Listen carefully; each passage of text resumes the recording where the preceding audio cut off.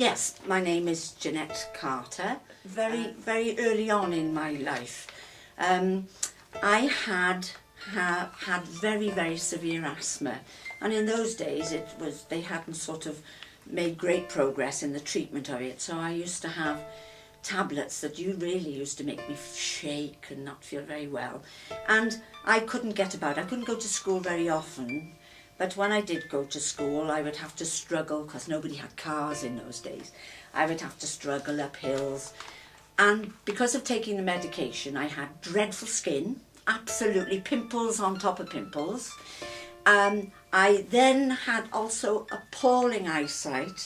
And of course, because I couldn't really have much activity in my life because of my asthma, I got very plump and very fat. So I was very sad and uncomfortable because I wanted people to like me. I think we all do. There's nothing strange in that.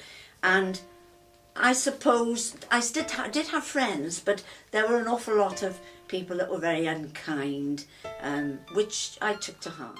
So piano accordion was fine because I could. So they bought one, I think, on the Never Never, and so I started to play it.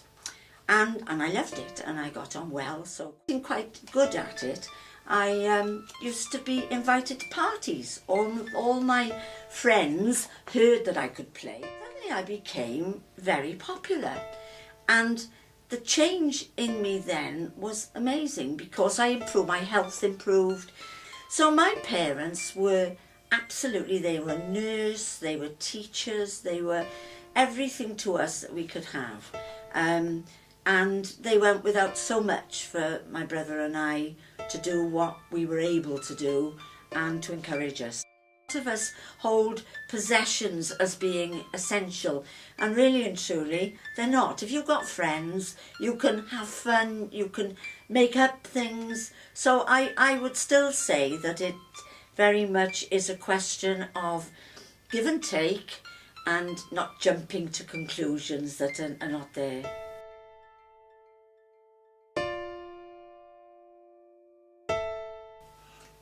My name is Frank Berryman. Well, the time came at 15 and 9 months when I left home and joined the Merchant Navy, because it was an entire break from home life and starting out looking after myself. That was a crisis then. Anyway, you got good and bad friends, but they draw you out. They make your life. There's no two ways about it. There's only 5 people in the world that I trust. That's my son, my daughter, my wife, and the 2 grandsons. And that's it.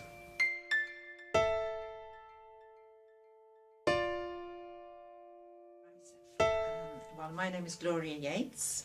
Do you want my age? Yeah, I'll be 75 in May. I suppose the one time in my life that springs to mind is in 1989. I'd suffered from an illness for 29 years, and it came to a climax in 1989, whereby I was rushed into hospital, and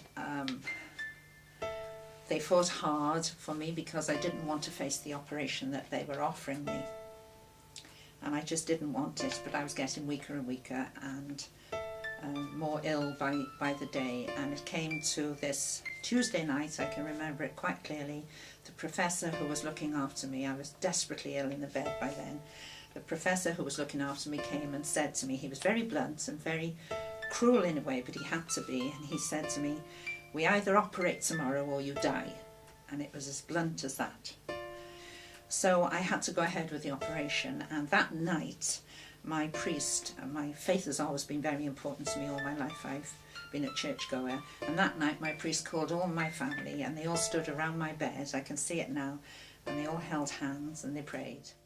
The thing I want to mention about this is the fact that my mother, who was 80, came every day that I was in hospital through all those months to visit me, and I used to wait to hear her footsteps in the afternoon as she came to visit me. I was discharged then in January 1990, and a month later, on Valentine's Day, my mother died. And I really feel that my mother waited to see me get fit, get back on the road to recovery, and thought, right, her job was done.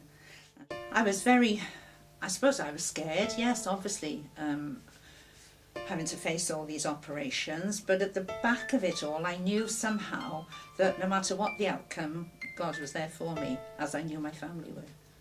Problems and obstacles, I suppose, by sheer determination and strong will. You know, you have to be strong-willed and determined if you want something. If you want to achieve anything, no matter what it is in life, you have to have that self-belief inside you. Well, from my point of view, that's easy, because I think the more collaboration between the generations, that's the way forward. We need to understand the young people, and the young people need to understand us. And this is why, with the projects, I do a lot of intergenerational work. Anyone going through bad times, it's helpful, I think, if they have a faith. If they haven't got a faith in God, then they need to have faith in themselves. They need to have that determination, that strong spirit inside them, that I can overcome this. And it is true, you can overcome if you've got that belief. So you need belief in whatever.